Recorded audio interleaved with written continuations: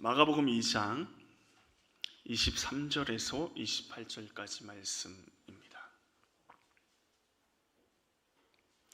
우리 한 절씩 교독하실까요? 안식일에 예수께서 밀밭 사이로 지나가실새 그의 제자들이 길을 열어 이삭을 자르니 예수께 말하되 보시오 저들이 어찌하여 안식일에 하지 못할 일을 하나이까?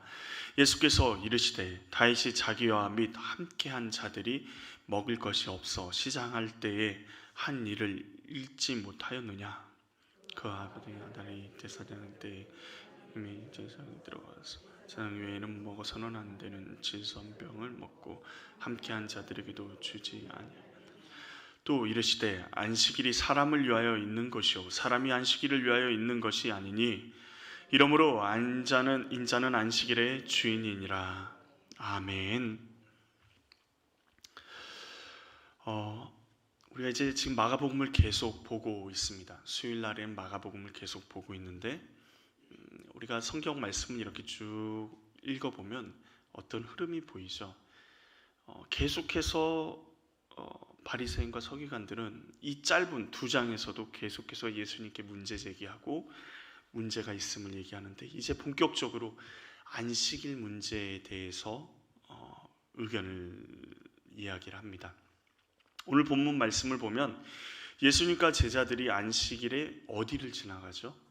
밀밭을 지나갑니다. 왜 하필 밀밭을 지나가실까요?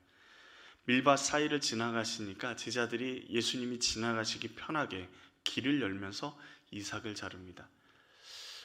안식일에는 낫을 들고 무슨 일을 하면 안 됩니다.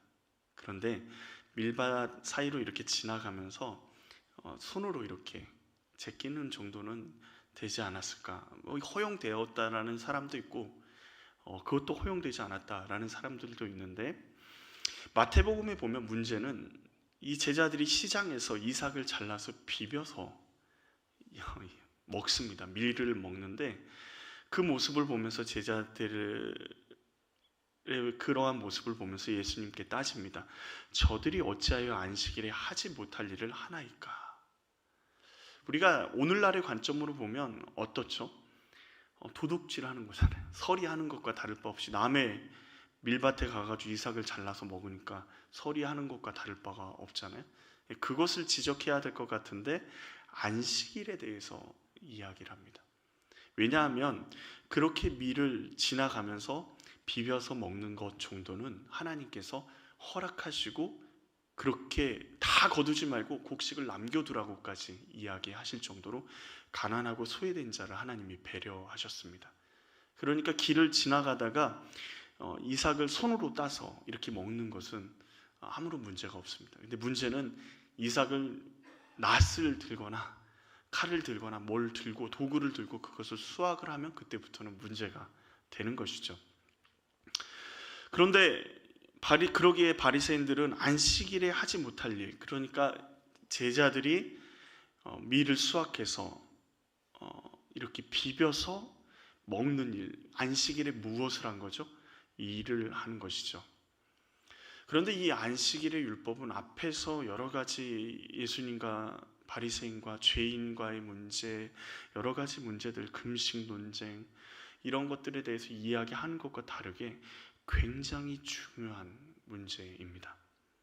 하나님을 사랑하고 유대인이라는 정체성을 보여주고 하나님의 백성, 하나님의 민족이라는 충성심을 보여줄 수 있는 절기, 그것을 판단할 수 있는 절기가 안식일입니다.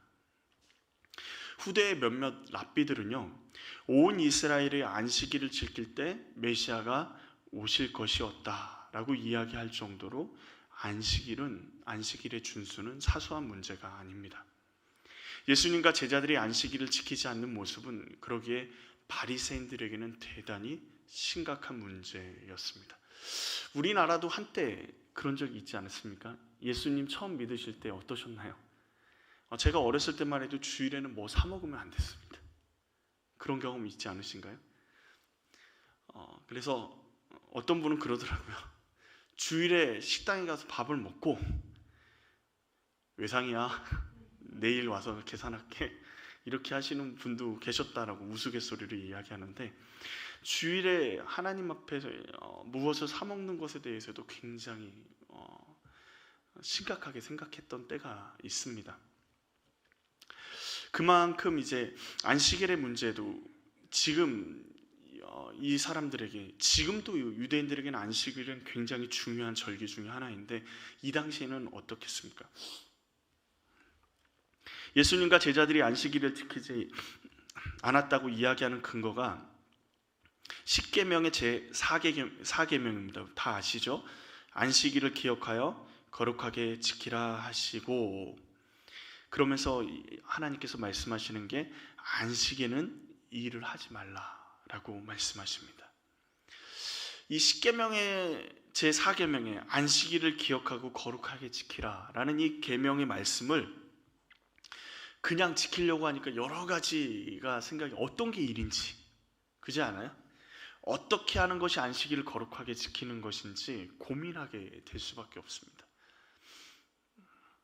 그래서 랍비들이 모여서 의논을 합니다. 토론을 하고, 그래서 몇 가지의 안식일에 하지 말아야 될 일을 정했냐면 39가지의 안식일에 금하는 일을 정했습니다. 그러면 39가지면 그렇겠다, 그것도 많지만 그 정도면 뭐 생각할 수 있겠다, 우리가 분별할 수 있겠다라고 생각하지만 39가지가 끝이 아닙니다. 39가지 한 가지에 또 여러 개의 세부 세칙들이 있는 거예요. 그러니까 안식일의 규정만 전부 다 모아놓고 보면 수백 개의 규정들이, 안식일에 관한 규정들이 있습니다. 당시에 안식일을 지키기 위해서 바리새인들은 다른 모든 일은 다 안식일이 우선이다 라고 이야기할 정도였습니다. 구약과 신약의 중간기 여러분 많이 배우셨다라고 들었습니다. 마카베오가 반란을 일으켜서 셀레오쿠스 왕조와 싸우는 과정 가운데 전쟁이 일어났잖아요. 그래서 대단한 승리를 얻고 한때는 그 가문이 이스라엘을 다스릴 때가 있었습니다. 그런데 재밌는 것은 그때에도 유대인들 중에는 안식일에는 자신의 목숨을 위해서 싸워야 됨에도 불구하고 그 싸우는 것조차도 거절하고 죽음을 맞이하는 사람들도 있었다 할 정도로 안식일은 굉장히 중요한 절기였습니다. 안식일을 강조하면서 지키지 않으면 당연히 그러기에 죄인으로 정죄하는 것은 바리새인들의 당연한 일이었던 것이죠. 그런데 안식일을 지키는 것이 쉬웠을까요? 어땠을 것 같습니까? 당시에 사회를 생각해 보면 이 바리새인들과 서기관들은 백성들의 존경을 받고 소위 말하는 지도층 계층에 있는 사람들입니다. 그 말은 무슨 말이냐면 그들은 자신의 생계를 걱정하면서 살아갈 필요까지는 없는 사람들이죠. 그러나 그 당시를 살아가는 이스라엘 백성의 삶은 처참하게 그지없었습니다. 로마에 세금을 내야 되고요, 분봉 왕들에게 세금을 내야 되고요, 또 세리에게 세금을 내야 합니다. 뭔 놈의 세금이 그렇게 많은지 사방팔방에서 세금으로 다 뜯겨가면 어떨까요? 하루 벌어서 하루 먹고 사는 것이 힘든 삶이 백성들의 삶이었습니다. 하루 벌어서 풍족하게 먹을 수 있으면 다행이죠. 겨우 입에 풀칠할 정도만 먹고 사는 것이 이스라엘 백성들이었습니다. 오병이어의 사건, 그 사건이 이스라엘 백성들에게 굉장히 희망이 되었던 이유도 바로 거기에 있는 것이죠. 먹을 것을 주실 수 있는 하나님, 그분이 우리 가운데 메시아가 나타났다라는 그 사건 자체가 이스라엘 백성에게는 굉장히 희망적이었죠. 하루 일하지 못하면요, 가족들은 이틀을 굶어야 합니다. 그러면 또 일을 하고 와서 먹는 것 양도 이틀을 굶었으니까 그만큼 많이 먹는 것이 아니라 또 입에 풀칠하는 만큼, 하루 연명할 만큼만 먹고 살아가는 것이 이네들의 인생, 삶이었습니다. 더구나 안식일을 잘 지키기 위해서는 몇 가지 규정을 알아야 돼요? 39가지 규정을 알고 39가지에 딸려있는 수백 가지의 규정을, 세부 규정을 알아야 합니다. 얼마 전에 교통법규 중에 우리가 잘 지키지 않는 법규가 바뀌었죠. 잘 지키는, 우리가 잘 알고 있는 법규가 우회전할 때 어떻게 해야 되는가, 별의별 이야기들이 많습니다. 심지어 TV에서 해줘서 이렇게 지켜야 합니다라고 기자가 본인이 이야기하면서도 틀리는 경우들이 있더라고요. 기존의 법규가 바뀌었는데 그 법규를 인식하고, 바뀐 법규를 인식하기까지는 수번 찾아보고 또 찾아봐서 습득해야지만 그 법규가 익숙해지는데, 하루하루 바쁘게 살아가는 이스라엘 백성에게 안식일의 규정을 일일이 찾아가면서 알아가는 게 쉬웠을까요? 그런데 바리새인들은요, 오늘 예수님을 지켜보면서 안식일을 어겼다고, 안식일 규정을 제대로 지키지 않았다고 책망하면서 예수님에게 추궁하는 것처럼 이스라엘 백성들 중에 자신들의 눈에 띄는 안식일 규정을 어기는 사람들을 어떻게 했을까요? 책망하고 뭐라고 하지 않았을까요? 동일합니다. 일반 유대 백성들은 로마의 압제 가운데, 그리고 바리새인과 서기관들의 율법의 간섭을 지키지 않는, 하나님의 백성이라면 당연히 하나님의 말씀을 지켜야지라는 그 압박 가운데 살아갑니다. 자, 이런 상황 가운데서 일반 백성들에게 안식일은 쉼의 날일까요? 어떨 것 같습니까? 제가 일반 백성이라면 안식일이 없어졌으면 좋을 것 같은 날일 것 같습니다. 하나님의 백성으로 바리새인과 서기관들이 이야기하는 하나님의 말씀을 지키면서 살아가야 될 것 같은데 자신들의 삶은 그러지 못해요. 그리고 자신들을 보면서 좌절하고 절망하고 죄책감을 느끼며 자신들을 손가락질하는 그 바리새인과 서기관들의 그 말에 하나하나 상처를 받고 살아가는, 결국 하나님의 말씀인 율법과 안식일이 유대 백성에게는 기쁨이 아니라 점점 짐처럼 여겨지지 않았을까 싶습니다. 그런데 하나님께서 율법을 주신 이유, 안식일을 주신 이유, 그것은 무엇일까요? 그 이유는 전혀 우리가 모르겠어요. 규례만 남아있으니 당연히 짐처럼만 생각이 되어질 뿐이지 그 이유가 무엇일까? 바리새인들과 서기관들에게 물으면 하나님이 우리에게 쉬라고 하셨다, 명령을 이야기하겠지만 그 진정한 이유가 무엇인지 해답을 오늘 예수님께서 말씀하십니다. 마치 이런 겁니다. 어느 한 수도원에 고양이들이 너무 시끄럽게 막 하는 겁니다. 고양이들이 함께 몰려있으면 아시죠? 조용하는데 고양이들이 야옹야옹 하면 아기가 우는 소리 같기도 하고 지들끼리 싸우면서 막 난리, 하여튼 그렇습니다.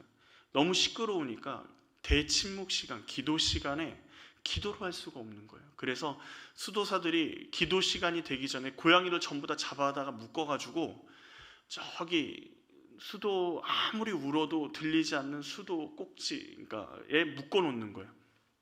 묶어놓고 기도하는 게 일상이 됐습니다. 그 일이 수십 년이 지나고 이제 100여 년이 지나고 나니까 그 수도원에 뭐가 사라졌냐면 고양이들이 다 사라지게 된 겁니다. 그런데 문제가 생겼습니다. 100년이 지난 그 전통을, 유구한 역사를 가진 전통이 뭐예요? 기도할 때는 뭐를 묶어야 돼요? 고양이를 묶어놔야 돼요. 근데 고양이가 없어졌잖아요. 수도사들이 고민이 되는 겁니다. 우리의 이런 전통이 있는데 고양이를 묶어놓고 기도하는 게 우리의 전통인데 어떻게 해요? 고양이가 없으니까 고양이를 사다가 묶어놓고 기도를 하기 시작하는 겁니다. 고양이를 묶어놓은 이유가 뭐죠? 기도에 방해가 되기 때문에 고양이를 묶어놓은 겁니다. 그 말은 무슨 말이냐면 고양이를 묶어놓은 이유는 기도를 잘하기 위해서 한 거죠. 그런데 시간이 지나가고 왜 묶어놨는지 이유가 사라지고 나니까 고양이를 기도 시간에 묶어놓고 기도를 하는 것이 자신의 전통인 것처럼, 그런데 그 이유는 아무도 몰라요. 그러니까 기도 시간에는 무조건 고양이를 사다가 묶어놔야 돼요. 고양이가 없으면, 그 고양이가 죽으면 또 다른 고양이를 사다가 묶어놓고 기도를 해야지만 자신들의 전통을 지키는 거라고 생각을 하는 거죠. 전통을 지키기 위해서, 전통을, 왜 그런 일이 있었는지를 전혀 관심이 없고 쓸데없이 고양이만 사다가 묶어놓는 이들의 모습이 오늘 바리새인의 모습과 동일합니다. 하나님이 주시는 안식일의 참된 의미는 잃어버리고 수많은 규례들만 강조해서 겉모양은 거룩해 보여요. 겉모양은 기도하는데 무슨 의미가 있는 것처럼, 안식일을 지키는 것에 정말 최선을 다하고 하나님의 말씀대로 지킨다라고 생각하지만, 그들의 모습은 쓰잘데기 없이 고양이를 사다가 묶어놓은 그 수도원처럼 동일한 모습을 가지고 있는 것입니다. 오직 바리새인과 서기관들의 그 전통을 지키겠다라는 마음이 너무도 귀하긴 하지만 백성들에게는 짐으로 느껴지고 어렵게만 느껴지는 것이죠. 그렇다면 하나님께서 안식일을 그리고 율법을 주신 이유가 무엇일까요? 오늘 예수님께서는 말씀하십니다. 하나님께서 우리에게 말씀과 교회와 예배와 사명, 하나님의 말씀을 그리고 하나님의 율법을, 안식일을 주신 이유가 무엇인지를 우리에게 말씀하시죠. 그런 걸 말씀하실까? 한번 우리 조금씩 보실까요? 먼저 예수님의 대답이 제일 먼저 누구의 이야기를 하죠? 다윗 왕의 이야기를 합니다. 안식일과 전혀 상관없는 이야기입니다. 다윗 왕이 사울 왕에게 쫓겨다닐 때 미처 먹을 것을 준비하지 못하고 도망쳐 나왔습니다. 돈도 없지요, 가진 양식도 없죠. 굶주리다 사람이 보이지 않는 곳만 계속 다니다가 어디에 이르게 되냐면 하나님의 성소가 있는 노베에 이르게 됐습니다. 노베, 하나님의 성소가 있는 곳에 가서 제사장에게 먹을 것을 요청하자 제사장이 하는 이야기가 뭐냐면, 우리는 먹을 것이 없어요. 뭐만 있냐면 진설병만 있다라고 이야기합니다. 하나님에게 드려진 떡, 이스라엘 백성을 상징하는 12덩어리의 떡, 진설병이 시간이 지나면 이제 교체가 되거든요. 교체가 된 진설병을 누구만 먹을 수 있냐면 제사장만 먹을 수 있습니다. 다른 사람이 먹으면 안 됩니다.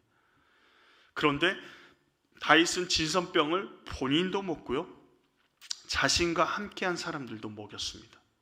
분명한 것은 하나님이 진설병은 제사장만 먹으라고 하셨거든요.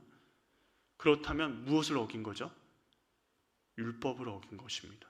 그런데 성경 어디에도 다윗이 하나님의 그것 때문에 심판을 받았다, 잘못됐다 기록한 것이 없습니다.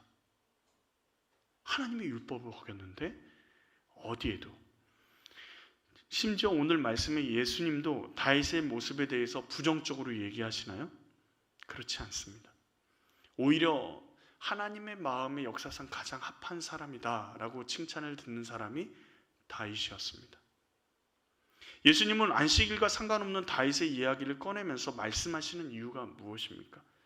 율법의 정신에 대해서 말씀하고 계시는 겁니다. 하나님의 말씀은 너무도 중요합니다. 그런데 하나님이 말씀을 주시는 이유, 율법을 주시는 이유를 생각하지 않고 기계적으로 말씀을 지키면 바리새인처럼 율법의 정신을 잊어버리고 껍데기만 붙들고 사는, 나중에는 하나님의 말씀이 짐처럼 느껴지는, 그리고 결국 하나님을 대적하는 자리에까지 나아가게 되는 그런 모습을 가지게 됩니다. 예수님은 율법에 대해 잘못된 모습을 가진 바리새인들의 모습을 지적하면서 예수님의 제자인 우리가 하나님께서 주신 율법, 그 말씀을 주신 이유를 깨달아 알고 우리가 자유케 되고 하나님이 주시는 사랑과 은혜를 그리고 기쁨을 누리기를 원하시는 것입니다. 하나님이 우리에게 율법을 주신 이유가 무엇입니까? 먼저는 안식일, 곧 율법은 왜 주셨다라는 것이냐면 우리를 사랑하기 때문에 주셨다라는 것을 우리가 알아야 합니다.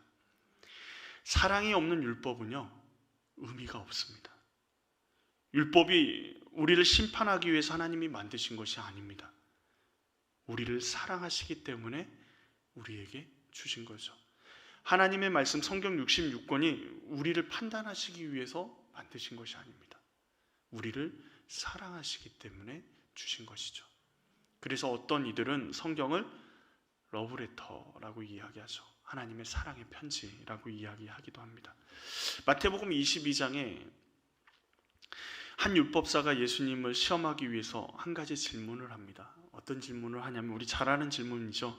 율법 중에 어느 계명이 가장 큽니까? 어느 계명이 가장 큽니까? 실제로 자기들끼리도 치고받고 싸우는 질문입니다. 그런데 예수님이 그때 율법의 핵심 정신을 말씀하십니다. 예수께서 이르시되 내 마음을 다하고 목숨을 다하고 뜻을 다하여 주 너희 하나님을 사랑하라 하셨으니 이것이 크고 첫째 되는 계명이요 둘째도 그와 같으니 내 이웃을 내 몸과 같이 사랑하라 하셨으니 이 두 계명이 온 율법과 선지자의 강령이니라. 강령이니라. 율법의 핵심은 뭐라고 요약하신 거죠? 하나님 사랑, 이웃 사랑. 율법에서 사랑이 빠지잖아요. 율법은 더 이상 그 의미를 상실해 버립니다. 직업, 허기도 제대로 채워지지 않는 그 밀을 허겁지겁 생밀을 먹는 그 모습을 보면 율법의 정신, 사랑의 마음을 가진 사람이라면 그들의 배고픔을 해결할 방법을 생각하는 것이 먼저이지 않을까요?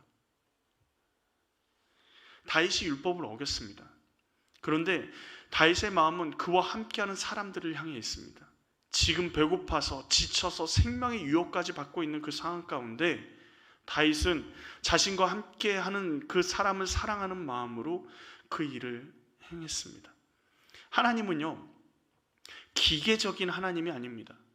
이걸 안 지키면 내가 너 죽일 거야 라고 얘기하셔서 그거를 안 지키면 죽이는 그런 하나님이 아니십니다. 자판기에 동전 넣듯이 정성을 들이고 기계적으로 제사를 드리고 예배를 드리면 복을 주시는 분이 아니십니다. 하나님은 인격적인 분이세요. 우리가 민수기를 계속 묵상할수록 알 수 있는 것은 하나님이 심판을 말씀하시는데 모세가 가로막고 어떻게 해요? 하나님 그러지 마십시오. 중보기도 하면 하나님이 마음을 돌이키세요. 분명히 심판하시겠다 말씀하셨는데 그 말씀은 무슨 말이죠? 하나님이 막 말을 번복하시는 분입니다. 하나님이 인격적인 분이시라는 것을 보여주는 것이죠. 하나님의 마음은 먼저 사랑이라는 것입니다. 하나님의 사랑을 생각하면 굶주림으로 죽음 앞에 있는 사람들에게 사랑의 손길을 내미는 것이 너무도 당연하죠. 사랑이 없는 말씀은 우리에게 짐이고 어려움일 뿐입니다. 그러나 하나님의 사랑을 알기 시작하면 말씀 한 구절 한 구절이 우리를 향한 하나님의 사랑의 메시지임을 깨닫게 됩니다. 심지어 어떤 말씀까지 하나님의 사랑을 경험하게 되냐면 이스라엘 백성을 심판하시는, 강렬하게 맹렬하게 심판하시겠다 말씀하시는 선지서의 말씀에서도 하나님의 사랑이 보여요. 이스라엘 백성을 향한 선지자의 심판을 선언하시는 선지자의 말 가운데도 하나님의 애달픈 그 사랑이 느껴지게 됩니다.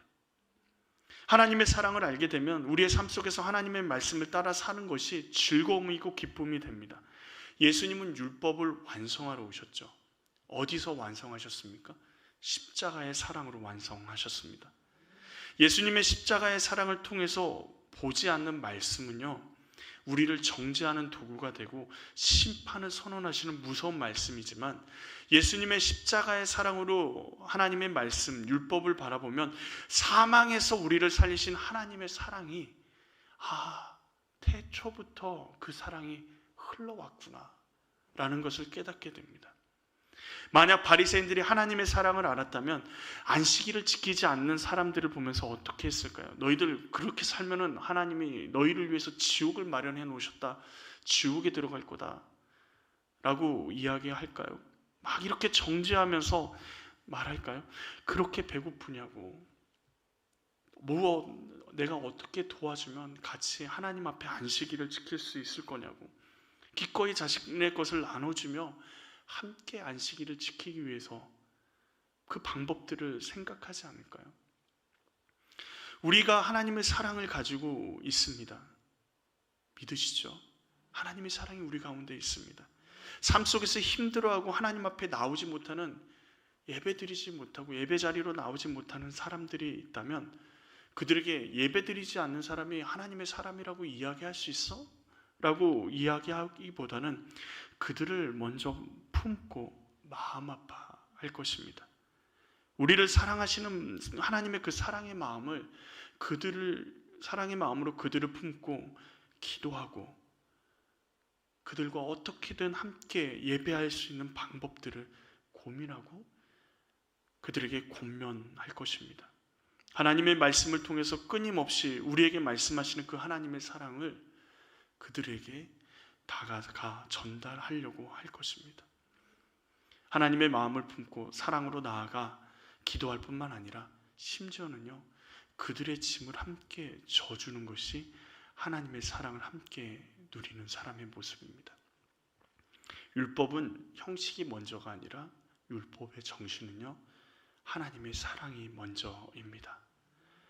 사랑보다 형식이 앞서려고 할 때, 다른 사람을 판단하려고 할 때, 다른 사람을 비판하려고 할 때 우리 자신을 돌아보며 하나님의 사랑을 구해야 하는 것이죠. 바리새인들에게 가장 필요한 것이 무엇입니까? 예수님의 사랑입니다. 바리새인들이 예수님의 사랑을 깨달으면요, 그의 지혜, 그들이 공부한 하나님의 말씀이 엄청난 사랑의 말씀으로 쏟아져 나옵니다. 그 결과물을 우리는 성경을 통해서 봅니다. 그 결과물이 뭐죠? 바울서신입니다. 바울서신을 한번 이렇게 읽어보십시오. 복음에 대한, 하나님의 말씀에 대한, 하나님 예수 그리스도의 사랑에 대해서 얼마나 절절하게 흘러가고 있는지. 두 번째로 하나님이 우리에게 율법을 주신 이유는 우리가 율법을 위해서 존재하는 것이 아니라 율법이 우리를 위해서 존재하는 것임을 알아야 그 이유를 온전히 알 수 있는 것입니다. 27절 말씀을 우리 같이 한번 읽어볼까요? 27절입니다. 같이 읽겠습니다. 또 이르시되 안식일이 사람을 위하여 있는 것이 아니고 사람이 안식일을 위하여 있는 것이 아니니. 자, 이런 생각 해보신 적 있으세요? 하나님 왜 나를 부르셨을까? 그런 생각 안 해보시나요? 하나님이 왜 나 같은 걸 부르셨을까? 저는 가끔씩 그런 생각을 합니다. 하나님이 왜 나 같은 걸 부르셨을까? 아무리 생각해도 제가 부르실 만한 존재가 아니고, 머리가 좋은 것도 아니고, 돈이 많은 것도 아니고, 능력이 좋은 것도 아니고, 저는 운동을 잘 못합니다. 그래서 운동을 잘하는 것도 아니고, 그렇다고 하나님이 뭐 부족한 것이 있으신가요? 아무것도 부족한 것이 없으세요. 우리가 뭐 하나님의 부족한 것을 채워드릴 것이 없습니다. 그럼에도 불구하고 하나님은 우리를 부르시기 위해서 어떻게 하셨죠? 예수님을 이 땅에 보내시고 십자가에서 죽기까지 우리를 사랑하셨습니다. 하나님이 우리를 사랑하신다. 이유가 뭘까요? 우리와 함께 하시기 위해서, 우리와 교제하시기 위해서 우리를 부르셨습니다. 그런데 이 간단한 답을, 하나님이 우리와 함께 하시기 위해서 우리를 부르셨다, 우리를 자녀 삼으시고 하나님의 백성 삼으셔서 하나님과 인격적으로 같이 교제하고 관계를 맺고 하나님을 찬양하고 하나님의 사랑의 기쁨 가운데 만들기 위해서 우리를 부르셨다라는 이것을 잊어버리면요, 신앙생활을 하다 보면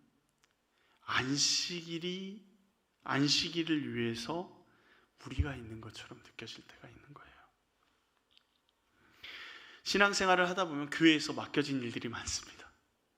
그렇죠. 또 열심히 있으신 분들은 뭐든지 맡겨지면 최선을 다하기 때문에 더 많은 일들이 맡겨집니다. 그런데 시간이 지나면 지날수록 우리에게 맡겨진 일들이 비중이 커져요. 교회 처음 오신 분한테 교회 재정을 맡기진 않잖아요. 교회 처음 오신 분들한테 찬양 인도를 맡기진 않습니다. 시간이 어느 정도 아무리 찬양을 잘해도, 아무리 뛰어난 가수여도 1주, 2주 만에 찬양 인도하세요 라고 이야기하는 것은 문제가 있는 거죠. 교회 안에 하나님 앞에 기도하고 훈련받고 교회 문화도 배우고 하면서 시간을 어느 정도 지낸 다음에 일들이 맡겨지게 되죠. 시간이 지나면 지날수록 중요한 일들이 맡겨지게 되고, 결국 일들이 막 우리에게 너무 많이 있어서 힘들어질 때가 있습니다. 그러면서 한 가지 생각이 드는 거죠. 마치 사역을 위해서 우리가 존재하는 것처럼 생각이 되어집니다. 하나님이 우리를 부르짖으신 이유가 무엇이죠? 라고 물으면, 나에게 전도하는 사명을 맡기기 위해서, 나에게 예배하라고, 나를 하나님 앞에 봉사하라고, 헌신하라고 나를 부르셨다라고 생각합니다. 저도 그랬습니다. 하나님이 나를 일시키기 위해서 부르셨다, 목회자 시키기 위해서, 하나님이 일 맡기기 위해서 나를 부르셨다라고 생각했습니다. 그런데 오늘 예수님께서 명확하게 말씀하십니다. 뭐라고 얘기하시죠? 안식일이 누구를 위해서 있다고요? 사람을 위해서 있는 것이요, 사람이 안식일을 위하여 있는 것이 아니다. 율법이 우리를 위해서 있는 것이지 우리가 율법을 위해서 있는 것이 아니다. 하나님은 우리를 위해서 하나님의 말씀을 주셨고요, 교회를 주셨고 많은 사역들을 주셨습니다. 믿으십니까? 우리가 교회를 위해서, 말씀을 위해서, 사역을 위해서 존재하는 것이 아닙니다. 말씀 잘 들으셔야 됩니다. 우리가 교회를 위해서, 말씀을 위해서, 사역을 위해서 하나님이 부르신 것이 아닙니다. 놀랍지 않으신가요? 저는 그 말씀을 깨달을 때 제 마음이 무너졌습니다. 하나님 그러시군요. 하나님 저를 사랑하셔서 나와 함께하기 위해서 내가 너를 불렀다라고 하는데, 너가 말하는 교회의 일이나 말씀 사역이나 여러 가지 일들이 나는 싫다, 나는 너를 원한다 라고 말씀하실 때 미치겠더라고요. 하나님은 우리의 존재 그 자체를 사랑하십니다.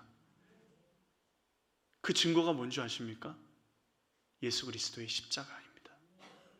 아무 조건이 없어요.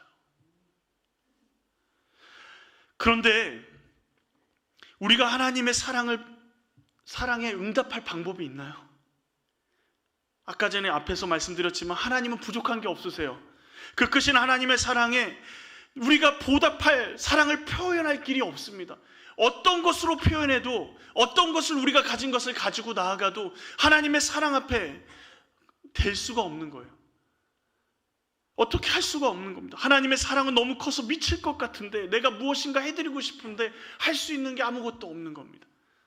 그러니까 하나님께서 무엇을 우리에게 허락하신 거죠? 예배를 허락하신 겁니다. 우리를 위해서 예배하게 하신 겁니다. 그래, 너가 나를 그렇게 사랑하는 걸 안다. 그러니 그 사랑을 예배로 표현해라. 하나님 앞 나에게 예배해라. 너희 마음과 정성을 다해서 나를 사랑하는 것을 표현하고 나에게 말을 해라. 그러면서 그 예배 가운데 하나님의 사랑을 우리는 더 경험합니다. 그리고 우리가 어떤 존재인지, 얼마나 하나님이 우리를 사랑하시는지 확인합니다.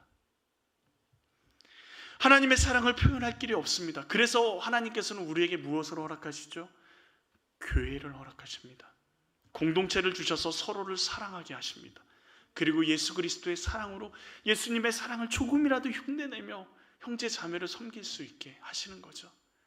주님의 사랑을 어떻게 표현할 길이 없었는데 하나님의 믿음의 공동체를 통해서 하나님의 사랑을 표현할 수 있도록 우리에게 허락하신 겁니다. 그 섬김을 통해서 더 중요한 것은 예수님의 섬김을 경험하게 하십니다.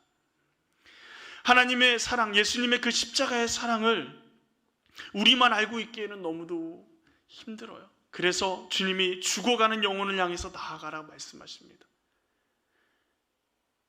선교와 전도라는 도구를 우리에게 주신 것이에요.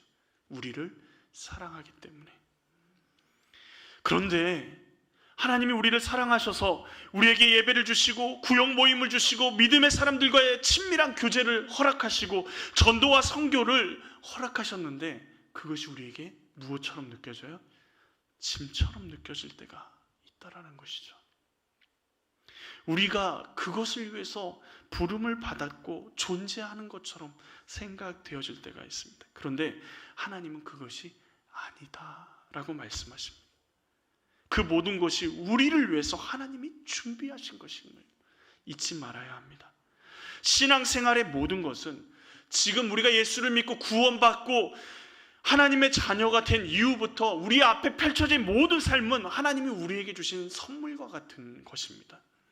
그런데 그 선물이 짐처럼 느껴지고 있다면, 그 하나님의 사랑이 짐처럼 느껴지고 있다면 우리 마음 가운데 하나님의 사랑이 점점 희미해져 가고 바리새인처럼 살아가고 있진 않은지 돌아봐야 하는 것이죠. 하나님의 선물이 짐처럼 다가온다면 하나님의 사랑을 믿으십시오. 그래서요, 하나님의 사랑을 믿는 사람에게, 그리고 우리가 정말 힘들고 지칠 때마다 그 선물을 까봐야 되잖아요.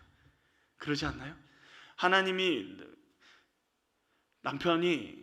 사랑하는 남편이 결혼 몇십 주년이라고 사랑한다라고 이야기하며 선물을 주셨어요. 그러면 어떻게 하시겠습니까? 힘들 때마다 뭘 보죠? 그 선물을 쳐다보면서, 그래, 저 선물을 줄 때 그 사랑을 기억하는 것이죠. 힘들 때마다 하나님이 베풀어 주신 그 선물을 펴보는 거죠. 그러기에 예배가 우리의 짐이 아니라요, 예배를 통해서 하나님의 사랑을 다시 한번 되새기기 위해 예배로 나아가야 되는 거예요. 우리가 봉사하고 섬기고 다른 사람에게 복음을 전하는 것이 그냥 짐이 아니고요, 하나님이 우리에게 선물로 주신 그 모든 것들을 일일이 까면서 내 마음이 희미해진 그 주님의 사랑을 다시 한번 되새기기 위해서 나아가는 것입니다. 그곳에 하나님의 숨겨진 놀라운 보물과 같은 기쁨이, 은혜가, 사랑이 있는 것입니다. 세 번째로, 하나님이 우리에게 율법을 주신 이유를 알기 위해서는 율법의 주인이 예수님이심을 알아야 합니다.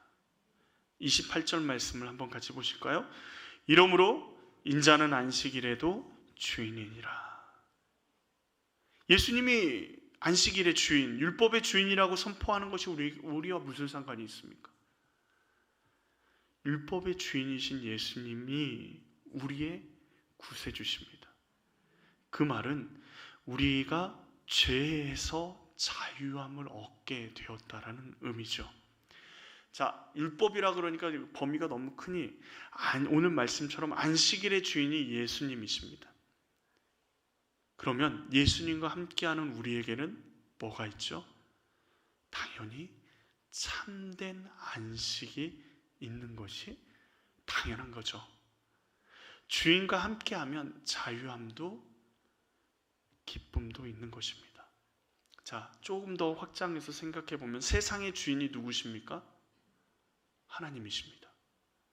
그 말은 우리 하나님의 자녀인 우리는 세상에서 어떻게 할 수 있다고요? 자유할 수 있다라는 말입니다.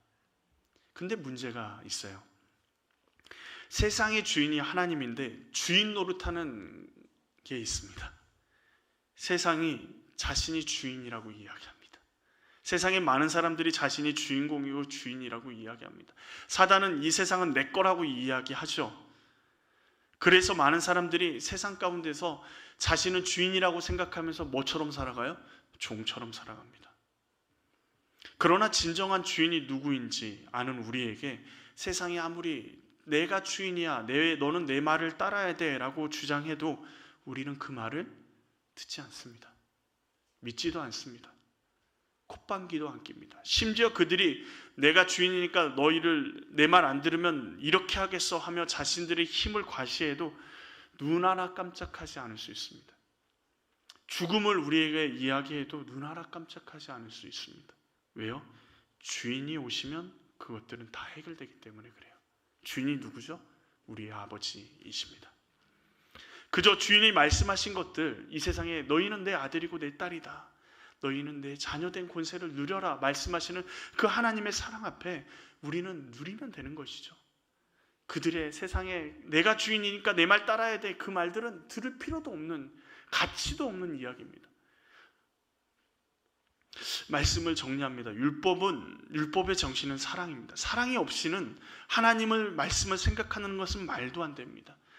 하나님은 우리를 너무도 사랑하십니다. 그 사랑을 가지고 말씀을 보면 우리 형제, 자매, 이웃들이 지치고 힘들 때 그들을 사랑함으로 나아갈 수 있습니다. 그래야 하나님의 사랑을 온전히 누리며 경험할 수 있는 것이죠. 하나님은 우리를 일하게 만들기 위해서, 사역하게 만들기 위해서 부르신 것이 아닙니다. 우리를 사랑하시기에 우리와 함께 하시기 위해서 우리를 부르셨습니다. 그러기에 우리에게 허락하신 선물과 같은, 한 번도 선물이라고 느껴보신 적이 없으신가요? 예배하는 것, 사역하는 것, 교제하는 것, 교회 안에서 서로 위해서 기도하는 것, 전도하고 선교하는 것, 그것이 하나님의 귀한 선물이라는 사실을 모르셨죠? 아셨습니까? 그것이 우리에게 짐으로 다가오고 신앙생활을 하면 할수록 어려움으로 다가왔다면 하나님의 선물을 그저 그냥 가지고만 있지 마시고 하나씩 하나씩 까서 그것 안에 숨겨져 있는 하나님의 놀라운 사랑과 은혜를 누리실 수 있기를 간절히 원합니다. 주님이 주신 그 모든 것을 가지고 하나님을 더욱 사랑하기를 원합니다. 예수님은 안식일의 주인이십니다. 아니, 예수님은 우리 모든 만물의 주인이십니다. 하나님이 우리를 아시고 우리와 함께 하십니다. 세상의 주인이 우리와 함께 하시고 우리의 아버지 되십니다. 두려워하지 마십시오. 세상이 무엇라 외치든, 세상이 아무리 자신의 것이라 소유를 주장해도 하나님이 말씀 한마디 하시면 그 모든 것은 정리될 것입니다. 예수님을 영접함으로 우리는 만물의 주인이신 하나님의 자녀입니다. 그 사랑을 믿고 그 사랑 가운데 살아가길 원합니다. 하나님의 놀라운 사랑을 누리며 살아갈 수 있기를 간절히 원합니다. 오늘 말씀을 준비하면서 어떤 찬양을 하면 같이 부르면 좋을까라는 생각을 하게 됐습니다. 그런데 많은 믿음의 고백이 아니라 우리가 잘 알고 있는 찬양이죠. 사랑하는 나의 아버지라는 찬양입니다. 사랑하는 나의 아버지, 이름 높여드립니다. 주의 나라 찬양 속에 임하시니 능력의 주를 찬양하네. 전능하신 하나님 찬양, 언제나 동일하신 정능하신 하나님 찬양, 영원히 우리를 다스리십니다. 이 찬양을, 하나님의 사랑을 찬양하면서 믿음의 고백을 가지고 나아가기를 원합니다. 우리 같이 찬양하실까요?